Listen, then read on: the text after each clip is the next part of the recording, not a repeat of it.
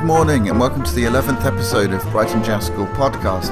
I don't normally say good morning because obviously this isn't live and it doesn't really matter what time I record it, but it is an absolutely stunning day outside and it's pretty early here, so there's lots of birdsong outside, so hopefully you'll be able to hear a bit of that. Royalty-free music from nature, absolutely gorgeous. So stop talking rubbish now. It's early, I've got my coffee here, so hopefully as that kicks in, the ramblings will stop. But we've got an absolutely fantastic show for you today.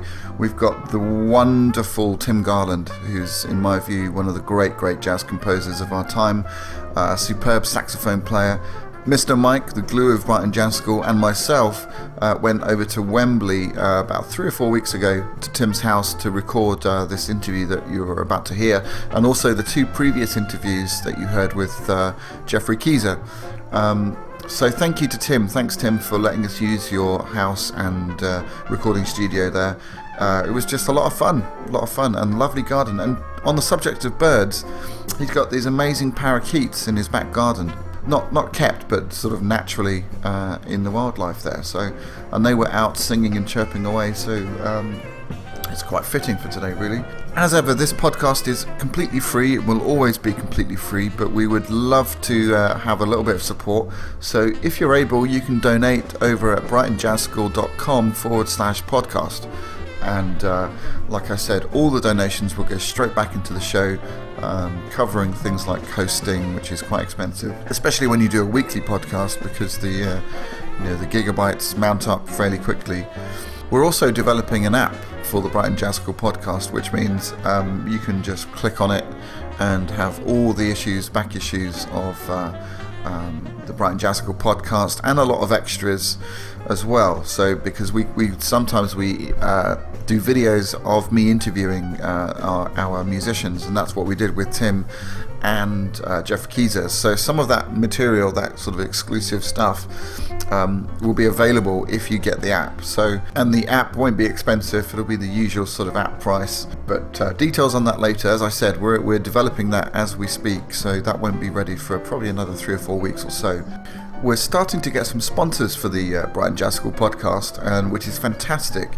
So if you're a local business or shop or online store or whatever, related in some way to music, so you might be a music shop, or you might be an instrument repairer, or a venue, and you want to advertise your business on the Jazz School podcast. Well, not really advertising, I'm calling them sponsors, because it's not like radio where there's going to be a clip inserted saying, with a separate jingle and things like that. It's nothing like that. It's basically me giving a shout out to your business. And obviously I'm not going to promote things that are completely irrelevant to the podcast, so these are not going to be annoying hour-long adverts. These are going to be very short, sort of, but punchy, to the point endorsements, really, because I'm only going to sponsor things that I think are worthwhile, both to you, the listeners, and to the music scene in general,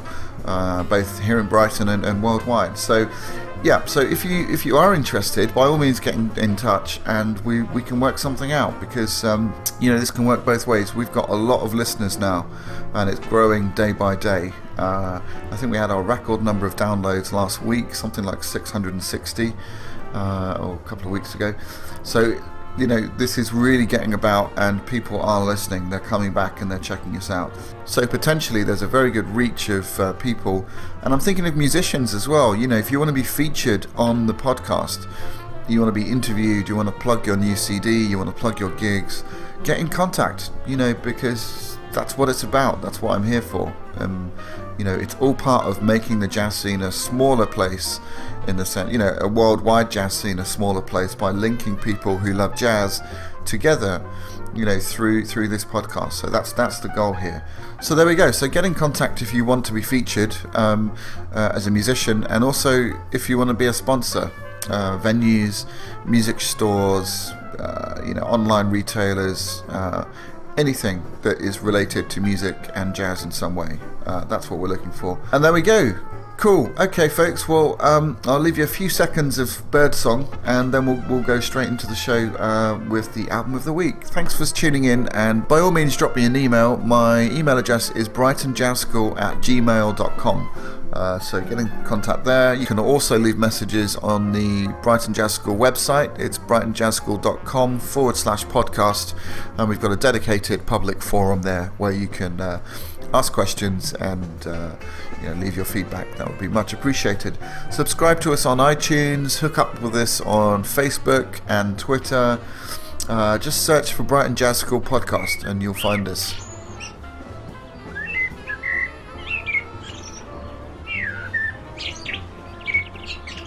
Hopefully you heard that little bit of birdsong there. That was in the key of B flat, and it had a series of 2-5-1s, and I think the birds were using the Lydian dominant scale, which was of course made popular in the bebop period, but cats were using them in the 40s and 50s, and of course birds and cats have long been enemies. I think I might need another coffee. I'll leave you to enjoy the rest of the show.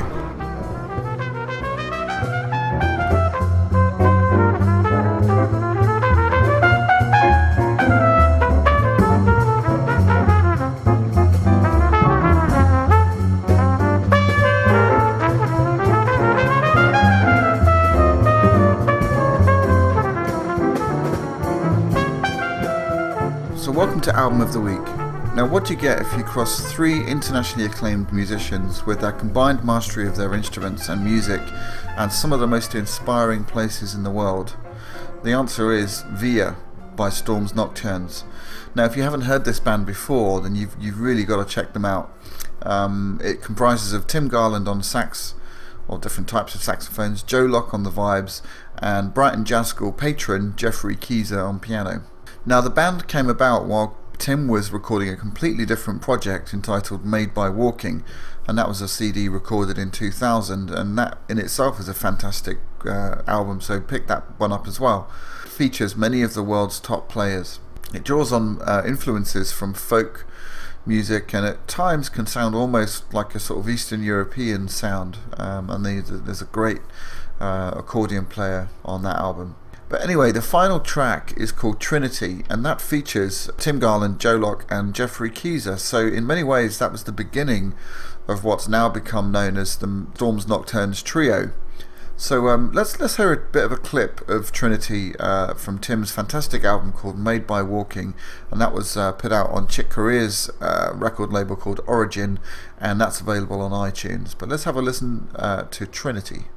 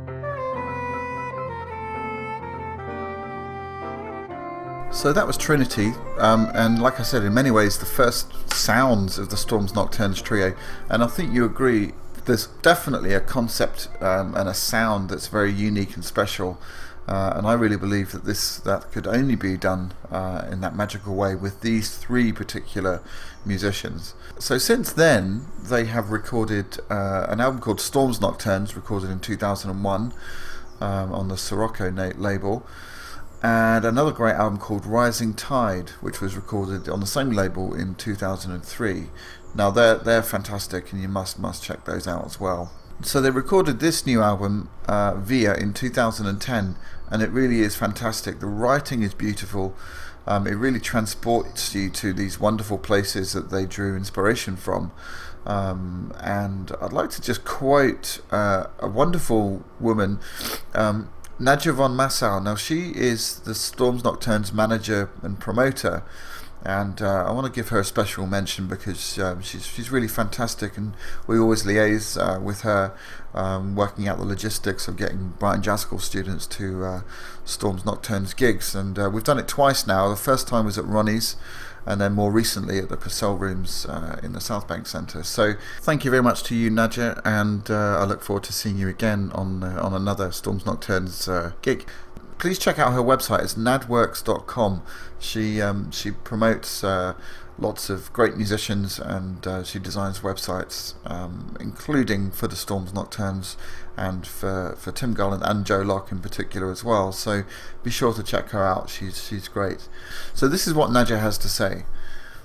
In Via, the listener is taken on a journey through magical places. It's a journey which starts in a peaceful garden in San Diego, takes in the hill from the viewtop in rural Vermont, lingers in olive groves in Italy, finds idyllic spots in England's Lake District, and ends up enjoying the gentle lapping waters of the Pacific Ocean beach in Miramar, California.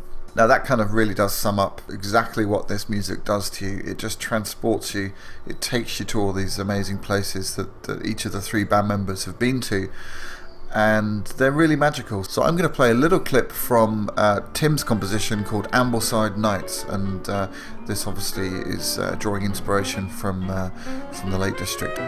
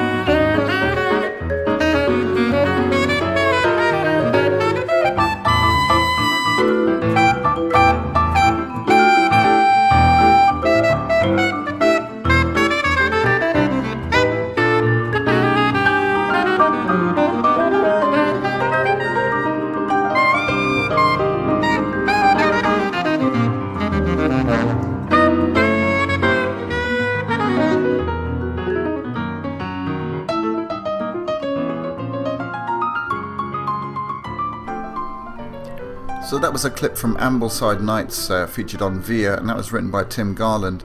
And I think you'll agree, it's complex music, but yet it's not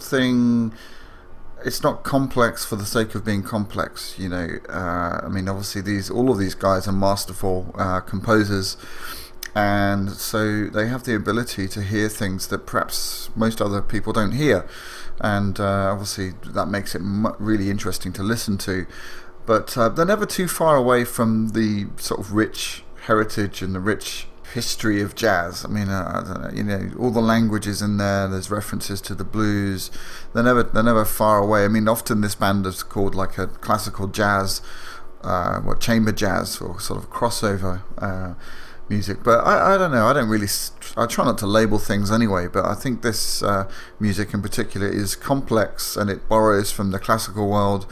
And obviously there's things that are written out and things that are improvised, but just try to just listen to it and don't label it. Just see it as great or hear it as great music, and let it transport you, because if you'll let it will take you to places that are just relaxing, and you really experience the flavour of each of these places.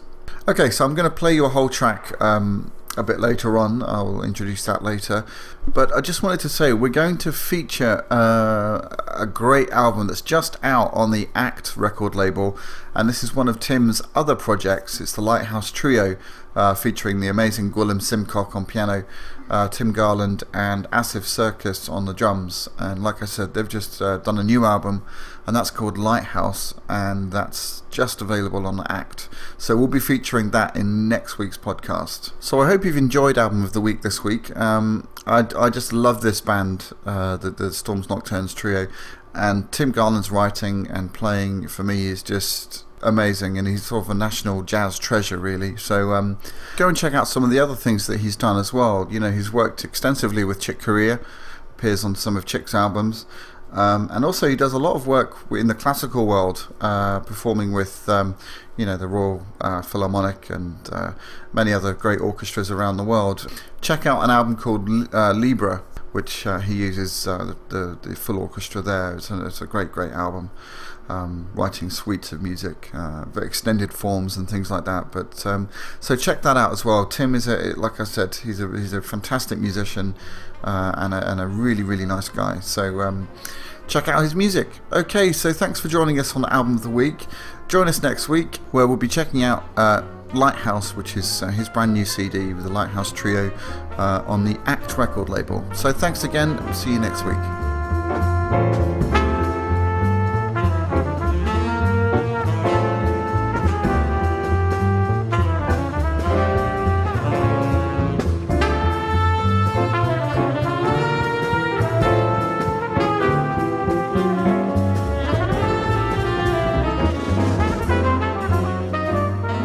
Hi guys, and welcome to the Brighton Jazz School guest artist interview section.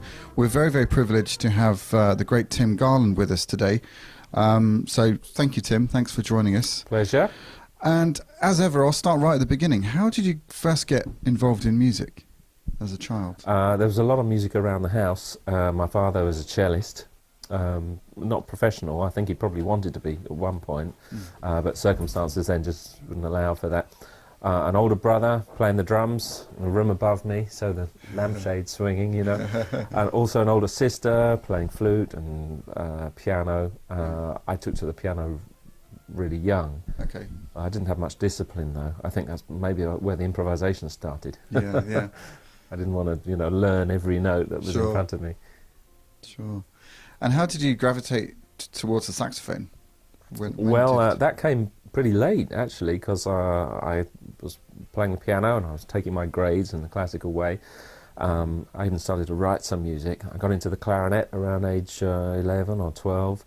I started sort of fooling around in my mid-teens with the saxophone a little bit, but I never took any grades or sort of took it seriously. And it wasn't really until I was about 21 or 22, after I moved to London, that I sort of realised that was what I should have been looking at all this time. Yeah. So by then, of course, I'd done loads on the clarinet and loads on the piano. Yeah.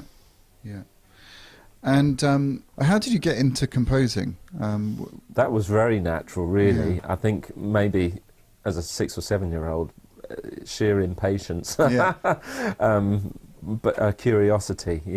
Sitting there at the piano. I hope that's popular today with my emails. Sitting there at the piano, improvising, and then that sounds good, wanting to write that down. There was music in the extended family as well. There was an uncle of mine who I never knew very well, but he was a conductor, and I don't know whether he ever wrote music, but he used to conduct concerts alongside Eric Coates. I don't know if you remember Eric Coates, but it was that I think he was quite friendly with the father of the Lloyd Webbers as well. Right. So there was a lot of that natural encouragement. Yeah, So I suppose, yeah. in other words, when I started to do this, the family at large didn't think, "Oh, this is too weird. You know, let's get him to playing football." I was encouraged to do it, and I think at that age, you know, that would have made or it's a make or break kind of time, isn't it? Because the thing that you want above all is just to be encouraged to do what you've discovered that you love. Yeah, absolutely. So by the time I think I was 12 or 13, I was writing these little piano pieces and were influenced by probably the sort of grades I was taking. Okay. Yeah. It was only when I was about 15, I think someone gave me a Keith Jarrett album to listen to, and then there was a whole load of ECM albums that followed close on the heels of that. Yeah. And of course, you know, as you know, a lot of the ECM stuff has got kind of pastoral qualities, you know, whether you're listening to Bill Frisell's stuff that he was doing at that time, or Jan Garbarek, or, you know, of course, Keith, some early Chick Corea. There was, of course, that connection with classical music.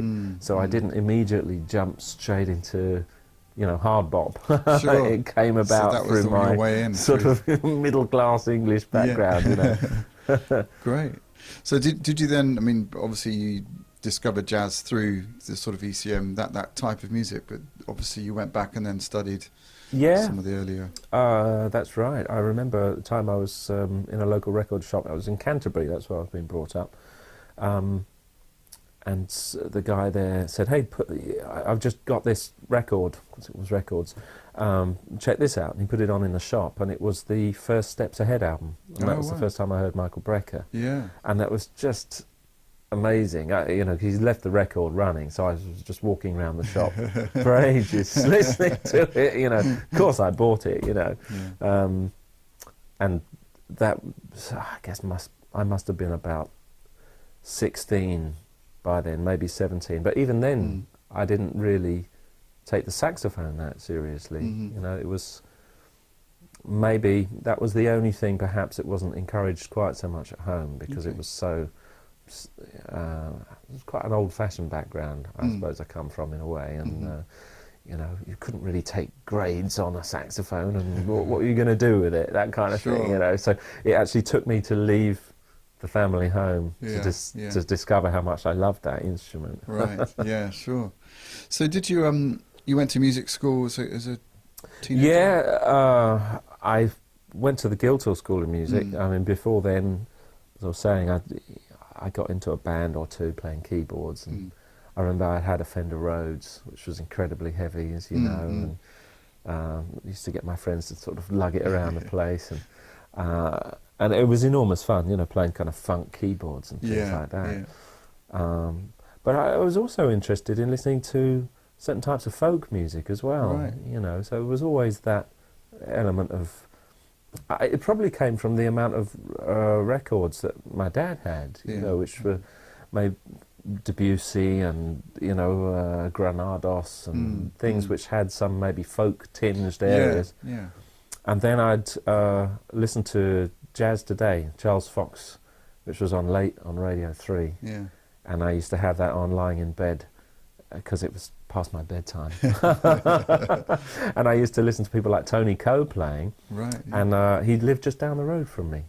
And I think a big turnaround point was when I got into some wine bar in Canterbury and heard Tony play. And obviously the experience of hearing music live, you know, and you hear the kind of velocity and the you know, the live energy. Absolutely. That's and feel also the spur of the moment nature of all this, you know, spontaneity going on. And the humour of it as well, I think. You know, the sheer entertainment value of it. Totally. Yeah, the big awakening, isn't it? In terms of classical music, who were your influences as a composer? Well, let's see, I think the early 20th century, many of us, I know, many jazz musicians who write, will always go back to the same composers, those who employed quite a lot of rhythmic sort of virtuosity, if you will, you know, Bartók, Stravinsky, and also people like Scriabin, who was really deep, harmonically interesting, Messiaen, and then from then on got interested in people like Takemitsu, Luciano Berio, but then I remember listening to this Steps Ahead album, and Don Grolnick, of course, was one of the main writers on that album, and there was something incredibly hip about that as well. Yeah. And you might think, well, how do those things match up? I guess I was quite happy that they didn't at the time. There was this kind of music, and that was incredibly hip, and there was this kind of music, and that was equally hip. You know. But the thought of joining them together didn't occur to me, or and of course it's not always the right thing to do anyway. One album that I love of yours is the Made by Walking album which you did 2000. Quite a few years ago now. And I saw that band at I think it was the Jazz Cafe, and it's interesting you mentioned the folk music, because that really, for me, came out in that recording. We had accordion on that album, didn't we, a couple of times, and I think there's a sort of programmatic quality to that album. Most of the tracks, all of the tracks, I think, have a kind of very definite dedication to sort of some reference point, so almost as if they're telling some kind of backstory. And there's a little sort of tango influence in there on one point as well. I think these instruments, these folk instruments, maybe because they're so old and so well travelled, that they've got such a strong scent, haven't they? You only got to hear like 2 notes on a harmonica, for example, and your mind is transported to all these different places that could be. It could be, in Virginia, or you could be in Ireland, or on a boat somewhere. Absolutely. I love all of that, and maybe that's one reason the saxophone is such a hybrid instrument, isn't it? It's like it's a voice, but it can come from so many different cultures. Yeah, absolutely. Is it the last track on there that features the current format that you use with the Storms Nocturnes? Yeah, that was the first time. I was keen. I think we did one rehearsal when not everyone could make it, so I just had Geoffrey, Joe and myself, and it was really obvious just all the directions you could go in. I'd already had Lamas, the sort of folk-tinged band, which operated a lot as a trio, and I liked the trio format because there's never anywhere to hide. Everyone's got lots of tangents they can go off. Absolutely. And so I ended up writing something, and that's why it's the sort of last track of the album. It was the very last thing we did to complete that album, because that launched the beginning of what became Storms Nocturnes. Sure.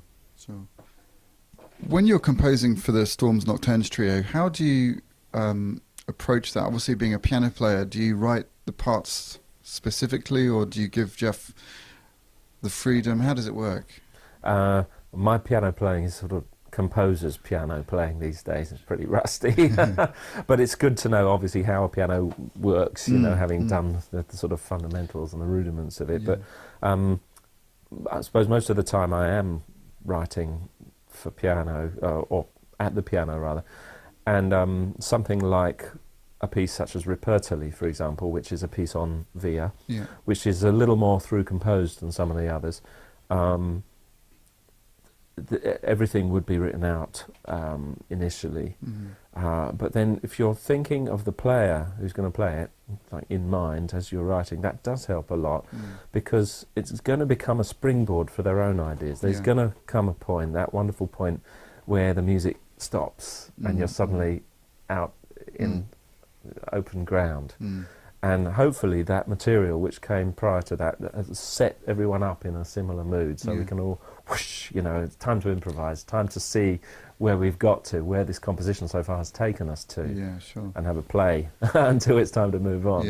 And if you find that the composition is simply too restricting, it may well be that the composition is not doing what it's meant to be doing. That's interesting. It's either that, or the player isn't right, or perhaps they're just not ready really to handle that kind of thing. Yeah, because when I've seen that band play, many times, and there's always a sense of, the journey of kind of, you feel like you're in the band almost. You're involved in the music, and you're kind of, I mean, obviously the expressive nature of jazz helps that, but within the writing, there's a sort of sense of freedom that sort of comes within. I hope so, yeah. Which is one thing which is good about Storm's Nocturnes is all three of us write, and we've all got slightly different styles, of course. And I think we love each other's writing, and that really helps.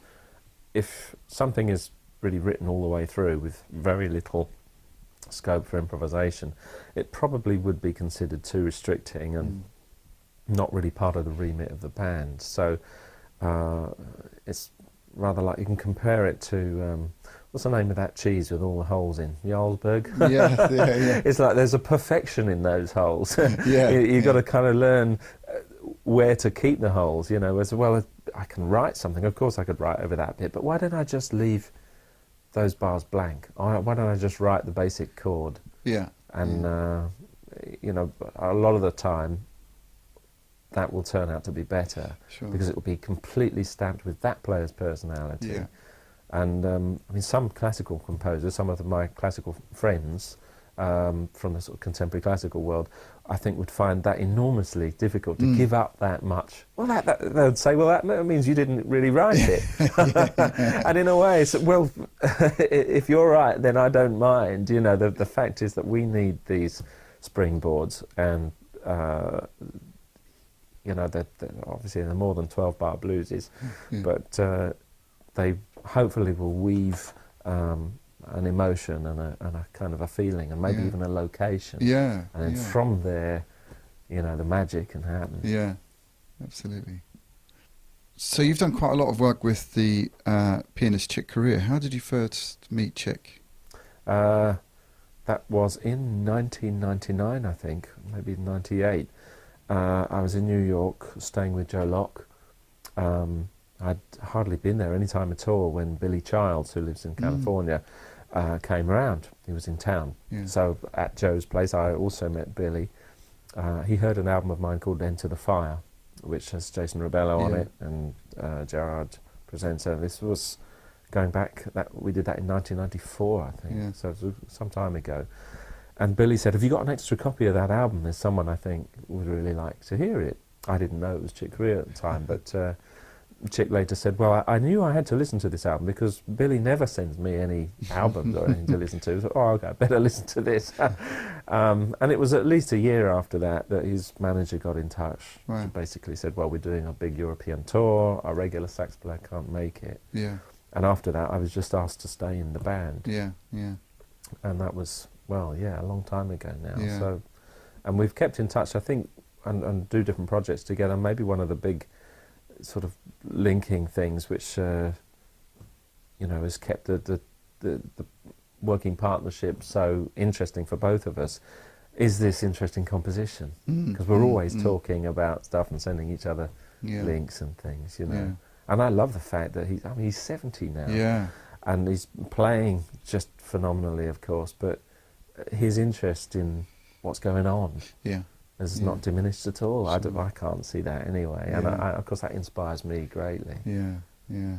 That's fantastic. He's such a force in the music, isn't he? His presence, just writing and playing everything. What are some of your upcoming projects and recordings? Have you got? Well, the biggest thing I suppose now is Lighthouse, or the Lighthouse Trio. Our new CD on ACT is just out after about a 2-year break when we all got busy with other things. Obviously Gwilym was you know, doing a lot with his own trio and solo piano stuff, and that's great because he's another great writer. And I've been spoilt, you know, the last 10 years or more, the 3 piano players essentially have been, you know, Jeff Keezer, Gwilym and Chick. So it's like wonderful piano players to play with. How spoilt am I? And all of them, of course, wonderful writers too. So it's really good when you see someone younger like Gwilym really getting the attention they deserve. And that made him essentially unavailable to do Lighthouse, even though we'd worked for a considerable amount of years on getting that trio together. With trios, you do have the responsibility to cover every aspect of the music, you know. all the registers, what's going on with the bass end of things if you don't have a bass player, and the relative volume of everything as well. And with Asaf, he's got a kit which has really taken several years to build, which is completely kind of bespoke, made of frame drums and unusual cymbals and things. And so that's out, and we have, I think, about 25 to 30 gigs this year all over the place. And that's on ACT as well. ACT, okay. And we just called it Lighthouse in the end. Right. Keep it simple. Yeah, absolutely. And where can we find out about your gigs and concerts? Do you have a website? Well, the Lighthouse website is triolighthouse.com. Okay. So the word trio is first. There is my own website, timgarland.com. Okay. And of course, Storms Nocturnes has its own website as well, sure. stormsnocturnes.com. Although the one at the Purcell Room is the last one we have for a while. I know that Jeff and Joe have their own projects. So, I mean, this is a funny long-distance relationship band. It must be a logistical nightmare getting everyone together at the same time. It can be, and also, you know, financially, of course, just to make sure everyone is looked after with the cost of flights, etc. But to me, it's always felt that much more special when you actually do meet. You know, because even they don't live near each other, on different sides of America. And I think that formed the thoughts behind Via as well, our album. You know, it's really all about travel and location and passing through and, you know, hitting upon these wonderful magical places. It might just be someone's house, or, you know, these little unexpected venues you play out that hold some magic for you. And, you know, I'm so glad we were able to do that album. And the fact that it was fan-based as well, sort of fan-funded, was a huge inspiration, really, because you had so much contact with people the whole time. You're getting the money together. Sure. Was that through Artist Share? Or? That's we fantastic. had about 101 different people chip in money. Oh, that's great. Such a great idea. Yeah. Fantastic. And it wasn't Artist Share, it was Kickstarter. Kickstarter. Right, okay. Yeah. Brilliant. Who are some of your favourite jazz composers and players at the moment? Well, jazz composers, let's see. I've been listening to some Bob Brookmeyer. His big band writing is fantastic. Some of the later things he's been doing, especially obviously we just lost him, you know. And just my mind is going back to his music again. I've always loved a lot of the things that both Kenny Wheeler and John Taylor have written. It's funny how we pair them together, because they play. I mean, their styles are, you know, similar, but not that similar. But of writing, but. We see them as a sort of a musical couple sometimes, don't we? I've always been drawn to the music, so people like Don Grolnick, who I started to, you know, you always have a sweet spot, don't you, for the people that you listen to first. And the same way with some of the things that Keith Jarrett wrote, which he doesn't write anymore, I don't think, but I think it was the melodies, really, just the fact that, you know, the harmonies could be as sophisticated or whatever was going on, but you had something there which still had almost like a folkish quality. You know? And I loved that. I was going to mention that composition, Country. Do you know that one, the Keith Jarrett? It's great, just a lovely tune, isn't it? That's right, other writers I've really enjoyed, I suppose, over the years, as a saxophone player, people like Bob Mintzer, some of the things he's done, you know. I suppose I'm listening more to composers outside of the jazz scene. Sure, But that's not unusual, of course, for jazz musicians. You know, many of my favourites anyway, seem to take their inspiration not just from the jazz scene, but it's like a river that spills its banks. You just go over into, well, you know, if you like this, you'll probably like that, and it goes on and on and on, and there's nothing new there. Jazz has always been like that, really, I think. And it's a two-way street too, as well, isn't it? Absolutely. You know, so many people, classical composers, being into jazz right from the beginning. Really. I think it's part of what jazz is about, the philosophy behind it, and borrowing from other music and bringing. whatever you can to it. And yeah, and sometimes, the locational things as well, people bringing their own little geographical peculiarities to the music that's as well, fascinating. But I love the people that I work with, of course. Jeff's music. Joe has written some fantastic tunes as well. Gwilym, of course, I played a lot of his music by now. Sure. And there are a lot of younger guys as well whose music I listen to and think, wow, that's really, incredible. I'm sure I wasn't writing like that when I was that age, kind of thing. And he said that's the best reason to teach, I think. Sure, you just get a huge kick up the arse. Yeah. By these I people. learn a lot. Absolutely. Speaking of students, I'd like to throw this question at you. Can you give us your jazz improvisation tip of the week for our up-and-coming... Tip of the week? Tip of the week, yeah. Right, well, let's see. Okay. Tell me, I'll start this one, and if you've heard it, I'll say something else. Okay. How about working on a sense of time and having a metronome there? Now, I'm sure lots of people mention about practicing with metronomes. You don't necessarily, when you're improvising, have to play everything exactly on the beat. It's more important that your sense of time underneath is developed. So, for example, you may just be holding a long note, but then somehow underneath the feel and the underlying pulse has got to be there. So start the metronome on all 4 beats of the bar if you're in 4, and then just put it on 2 and 4. But then that's only half the way. Then you just put it on 4. So the metronome's going really slow. Okay, yeah.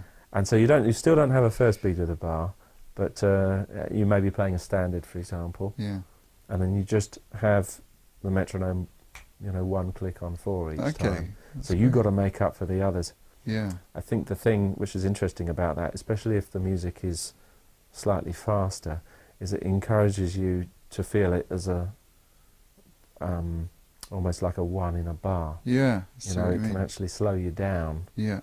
So even if you're playing kind of like a mid-tempo piece, you don't feel obliged to play 8th notes all the time. You could maybe chill out and subdued. Learn some space. Learn to use some space. Yeah.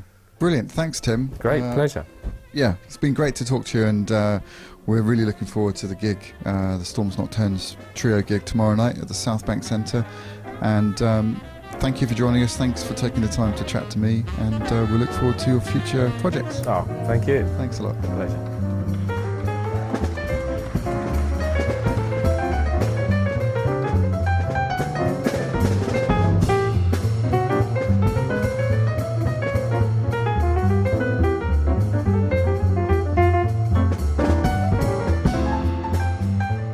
So welcome to Passing Notes. Now I know we haven't done a Passing Notes section of the podcast for quite some time, I think 3 weeks actually. That's because we've been busy preparing for the concert that happened last week, so that was sort of towards the tail end of last term. Now we just started a new term at the Brighton Jazz School. This is the Learn to Play course, so we're going to start up the Passing Notes section again, so you'll get an insight into what we're doing in the Learn to Play. So I kicked off term 3 by talking about some of the things that you never really get taught. You sort of find these things out as you go along, and they're often really important things, very basic things actually.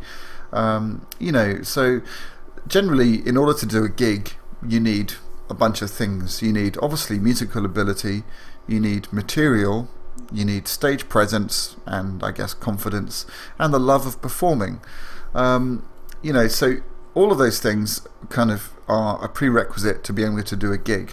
Now, what we did was we approached certain things that just you don't really get taught. Like I said, you sort of tend to find out these things as you go along.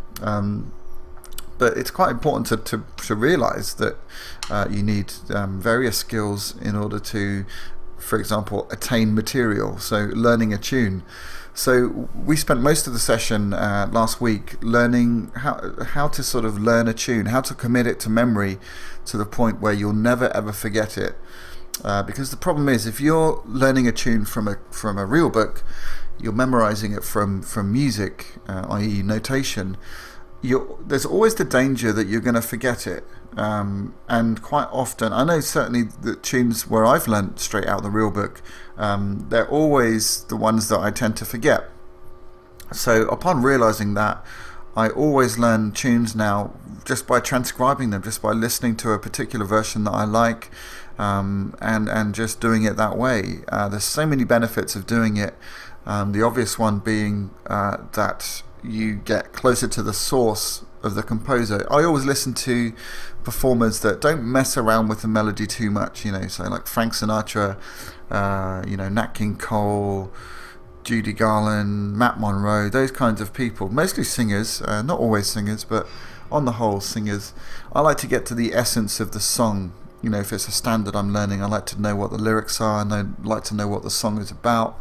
I think that's really important. So what we did was we learnt a very familiar tune to many musicians, Autumn Leaves. It's a standard, often gets frowned upon because it's played a lot, but it's one of those tunes that it's just a great tune. They're great chords to play over, and there's no reason to frown upon it just because it's played a lot. Sadly, it's often played pretty badly, but nevertheless, it's a fantastic tune. What you've got to do is memorize the melody, and unfortunately there's no shortcut other than to repeat a million times, learn to sing it, and listen to it 50 times over. There's no real shortcut to that. So once you've done that, the next step is to then sing the bass, the root movements, the bass notes of the chord progression through the whole piece. Or let's break it up into sections. Do the A section first, 8 bars, repeated 8 bars, and then do the B section, so that you really know what the bass is doing, because that's really important. So if you've got both of those things in your head, you've got the melody of the tune, and you've got the bass, the root movements of the chords, if you ever get lost, lo and behold, you should be able to figure out where you are pretty quickly. In fact, you'll probably never get lost if you do both of those things correctly. Okay, so after that, you've got to then figure out where the key centers are of the piece, where it changes key temporarily. So in other words, 2-5-1s. So look for all the 2-5-1 progressions.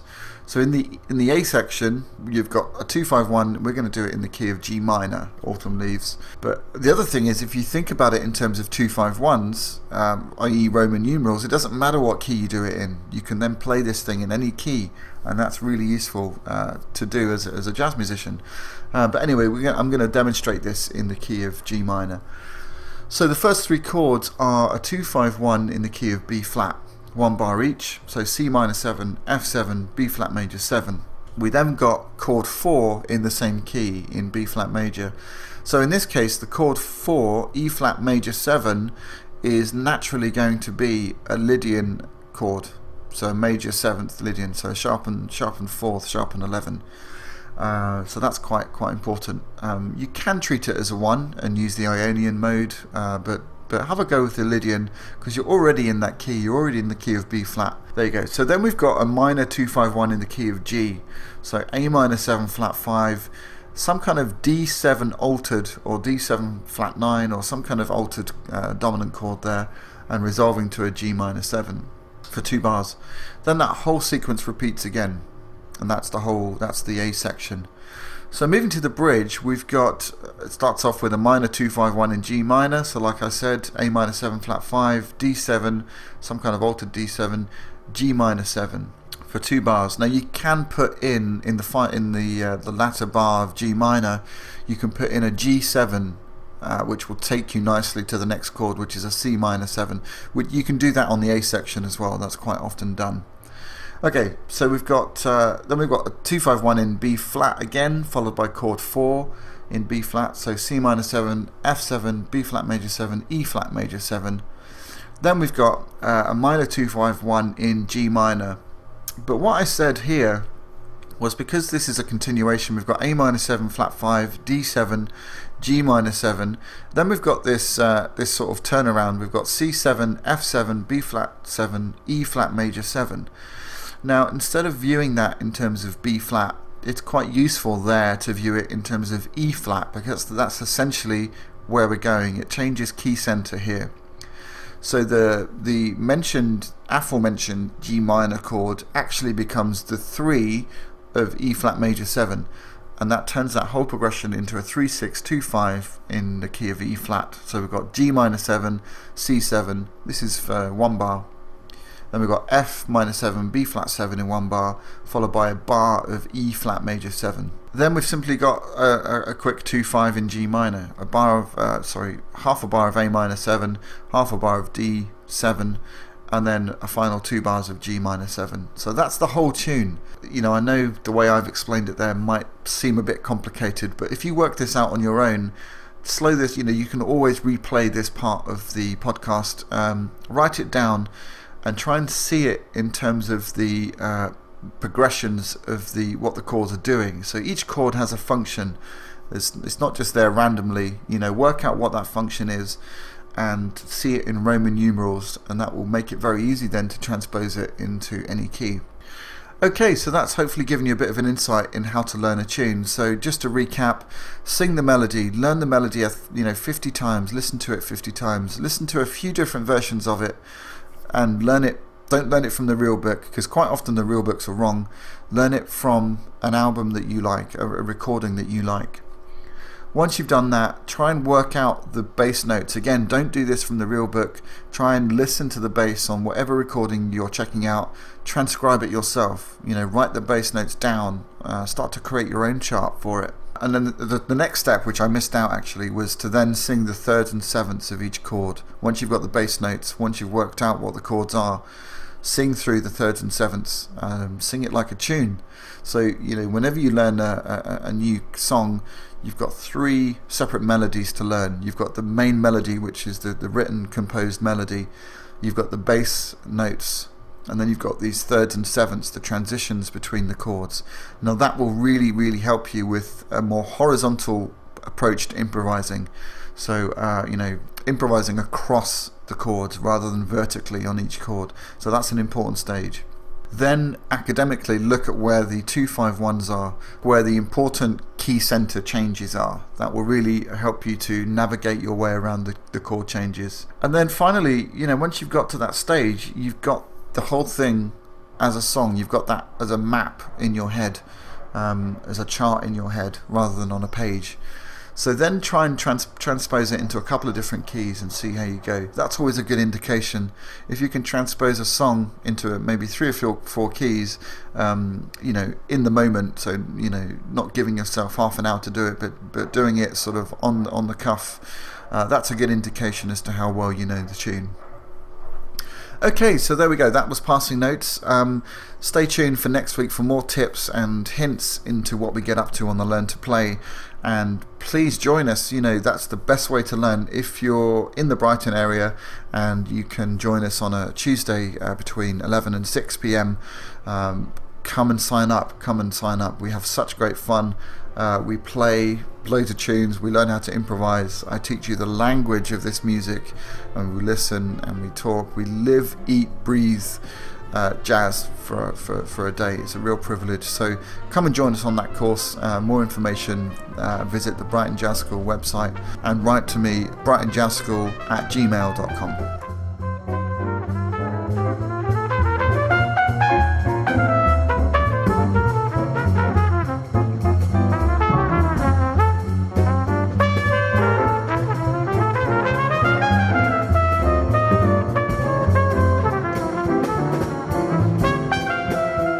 So sadly it's come to that time again where I have to say goodbye, but as ever, a few thank yous before I do that. Firstly, thank you to you, the listeners, for tuning in week by week. You know, without you it's pointless. So thank you very much for tuning in, and please do stay in touch via the brightonjazzschool.com website, or email me directly at brightonjazzschool@gmail.com. And it really makes a difference if you write in, because, you know, it gives me an indication as to how I'm doing, and how we can develop and make this podcast a better listening experience for you. Okay, I'd like to thank, as ever, Mr. Mike Guest, the glue of Brighton Jazz School, for putting together and producing the podcast, and also travelling up to Wembley 3 or 4 weeks ago to do these interviews with Tim and Geoffrey. And so thanks to you, Mike. And thanks, of course, to Tim Garland for doing the interview and letting us come and occupy his house for a few hours a few Sundays ago. So thanks very much, Tim. And finally, I'd like to say congratulations and a massive pat on the back to the Brighton Jazz School students who have just done the most fantastic concert last Saturday on the 24th of March, and we'll definitely be featuring some of the tracks, some of the recorded stuff from that concert.